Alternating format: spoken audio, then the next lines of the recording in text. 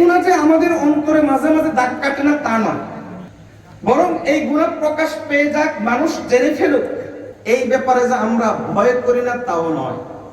এই যে মানুষ জেনে ফেলুক, যদি জেনে ফেলে তাহলে আমার ইজ্জতের তো ফালুদা হয়ে যাবে, এই ভয়টা যে আমরা করি এটা ঈমানের আলামত। বলেন এটা কিসের আলামত? ঈমানের আলামত। রাসূলুল্লাহ সাল্লাল্লাহু আলাইহি ওয়াসাল্লাম বলেন, আল ইসমু মা হাকা বিহি নাফসুক, গুনাহ হলো সেটাই যেটা তোমার অন্তর ফটফট করবে। তুমি করছোটা কি? তোমার সময়টাকে তুমি এভাবে কেন নষ্ট করছো? তুমি তোমার যৌবনটাকে এভাবে কেন নষ্ট করছো? একটা সময় তো তুমি বিয়ে শাদী করতে পারবে না, তোমার যৌবনের আগেই শেষ। তুমি তো তোমার যৌবনটাকে এভাবে নষ্ট করে ফেলছো, কেন তুমি নষ্ট করছো? এই যে অন্তর যে খটখটানি, নবীজি সাল্লাল্লাহু আলাইহি ওয়াসাল্লাম বলেন যে এটা ঈমানের আলামত।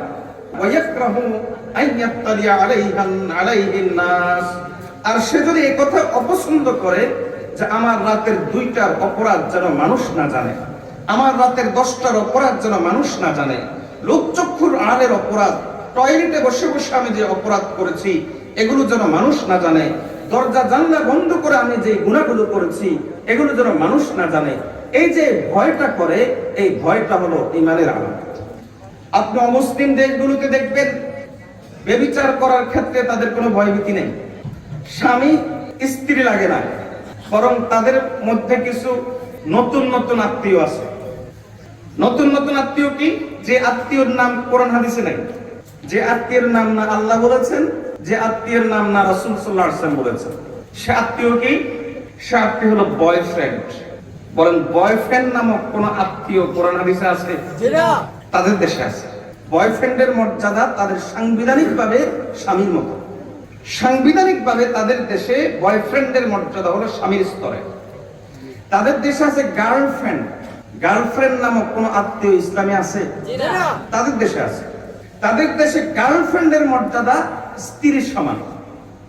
আমাদের দেশেও পাশ্চাত্য সংস্কৃতিকে আমরা এতটা বিভোর হয়ে গেছি, এতটাই আমরা পাগল হয়ে গেছি, এবং তাদের অপসংস্কৃতির মধ্যেই আমরা সংস্কৃতি খুঁজছি। তাদের অষ্টতার মধ্যেই অষ্টতা করতে পারলেই তখন নিজেকে একটা কিছু মনে করি যে আমি এখন জাতে উঠছি।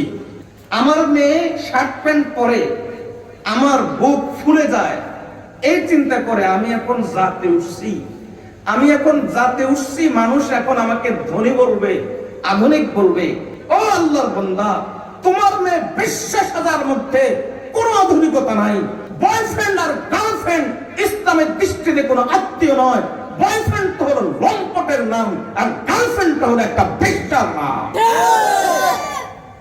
ইসলামের দৃষ্টিতে লম্পট আর বেশ্যা ছাড়া এরা কিছু না।